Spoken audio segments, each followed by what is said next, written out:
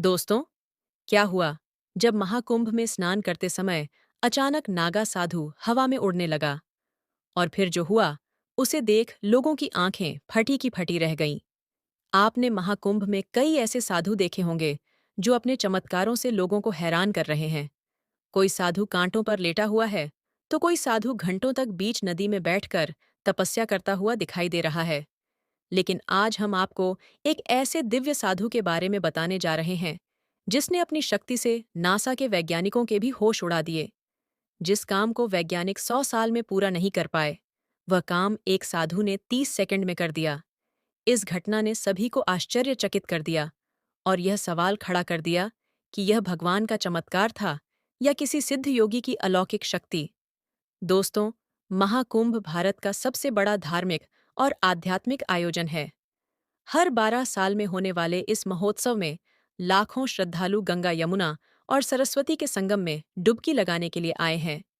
यह पर्व केवल स्नान का नहीं, बल्कि आत्मा की शुद्ध और ईश्वर के साथ जुड़ने का अवसर भी है। महाकुंभ का माहौल हमेशा से अद्भुत होता है।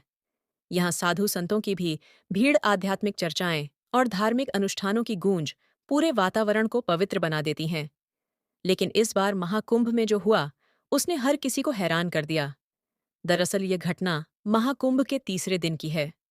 सूरज की किरणें संगम के पवित्र जल पर चमक रही थीं। हजारों श्रद्धालु गंगा स्नान के लिए इकट्ठा हुए थे। तभी एक साधु अचानक मुख्य घाट की ओर आते हुए दिखाई दिए। उनकी वेशभूषा साधारण थी, भगवा वस्त्र जटाए और माथे पर भस्म का तिलक था। लेकिन उनकी आंखों में कुछ अलग ही तेज था। लोगों ने सोचा कि यह कोई और साधु होगा जो अपने तप और योग के प्रदर्शन के लिए आया है। लेकिन किसी को यह नहीं पता था कि कुछ ही क्षणों में वह साधु ऐसा कुछ करेंगे जो सबकी कल्पना से परे था। जैसे ही साधु संगम के पास पहुंचे, उन्होंने ध्यान मुद्रा में बैठकर कुछ मंत्रों का उच्चारण किया। चारों ओर एक अजीब सी शांति छा गई। ऐसा लगा जैसे पूरा वातावरण उनकी ऊर्जा से भर गया हो। कुछ मिनटों के बाद साधु ने अपनी आंखें खोलीं और अपने दोनों हाथ ऊपर उठाए। और फिर कुछ ऐसा हुआ जिसे देखकर हर कोई हैरान रह गया। साधु धीरे धीरे हवा में उठने लगा। वह साधु जमीन से करीब 10 से 15 फीट ऊपर उठ गए। चारों ओर भीड़ में हलचल मच गई। लोग अपनी आंखों पर विश्वास नहीं कर पा रहे थे। किसी ने इसे चमत्कार कहा, तो किसी ने इसे योग की सिद्ध। इस घटना को देखकर हर कोई हैरान था। किसी ने अपने फोन से वीडियो बनाना शुरू कर दिया, तो कुछ लोग साधु को नमन करने लगे। एक श्रद्धालु जो उत्तराखंड से आए थे, उन्होंने कहा, यह मेरे जीवन का सबसे अद्भुत अनुभव था। मैंने कभी नहीं सोचा था कि मैं अपनी आंखों से ऐसा कुछ देखूंगा। ये भगवान शिव का आशीर्वाद है। हिंदू धर्म में योग और ध्यान को एक शक्तिशाली साधन माना जाता है। प्राचीन ग्रंथों में कहा गया है कि जो साधु अपनी साधना में पूर्णता प्राप्त करते हैं, वे अलौकिक शक्तियों के धनी हो जाते हैं। इसे अष्ट सिद्ध और नवनिधि कहा जाता है। कुछ विद्वानों ने इस घटना को भगवान शिव के आशीर्वाद से जोड़ा। शिव, जिन्हें योग के देवता माना जाता है, हमेशा अपने भक्तों की साधना को मान्यता देते हैं। यह घटना इस बात का प्रमाण है कि वह साधु अपनी साधना में कितने सिद्ध थे। इस घटना को लेकर वैज्ञानिकों और तर्कवादियों ने भी अपनी राय दी।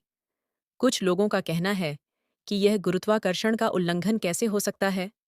क्या यह कोई विशेष तकनीक थी, या फिर इसका कारण केवल लोगों की आंखों का भ्रम था?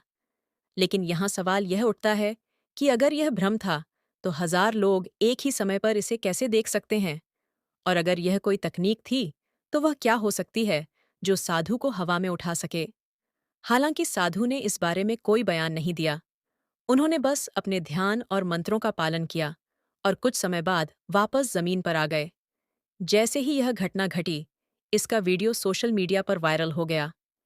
इस घटना के लाखों व्यूज और शेयर हुए। लोग इस पर अपने अपने विचार दे रहे थे।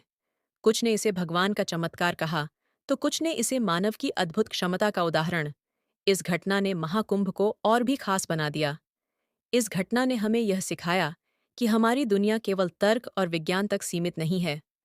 कुछ चीजें ऐसी होती हैं जो हमारी समझ से परे होती हैं। यह घटना एक उदाहरण है कि साधना और तपस्या से इंसान वे हासिल कर सकता है जो असंभव लगता है।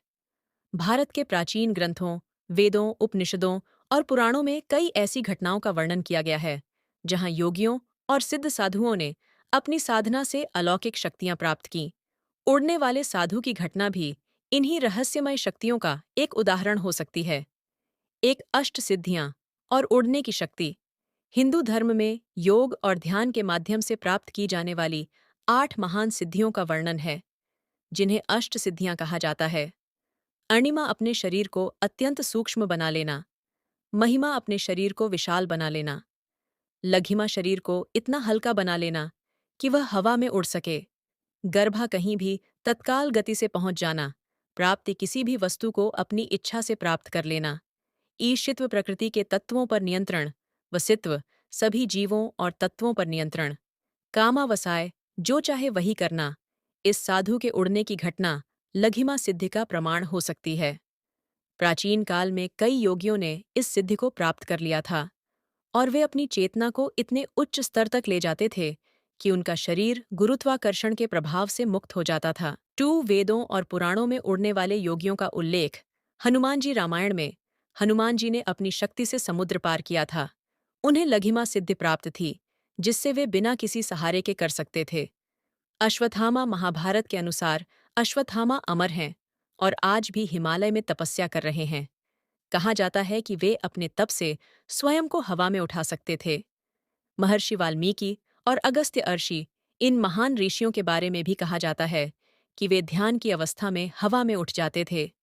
गुरु गोरखनाथ नाथ संप्रदाय के महान योगी गुरु गोरखनाथ के बारे में कहा जाता है कि उन्होंने योग और साधना से अद्भुत शक्तियां प्राप्त की थीं। त्रिआधुनिक युग में भी योगियों की रहस्यम शक्तियां आज भी हिमालय में ऐसे कई सिद्ध योगी बताए जाते हैं जो दुनिया की नजरों से दूर रहकर अपनी साधना करते हैं। कई साधु अपनी तपस्या से इतने शक्तिशाली हो जाते हैं कि वे गुरुत्वाकर्षण को मात दे सकते हैं। क्या यह नागा साधु भी उन्हीं सिद्धियों का स्वामी था?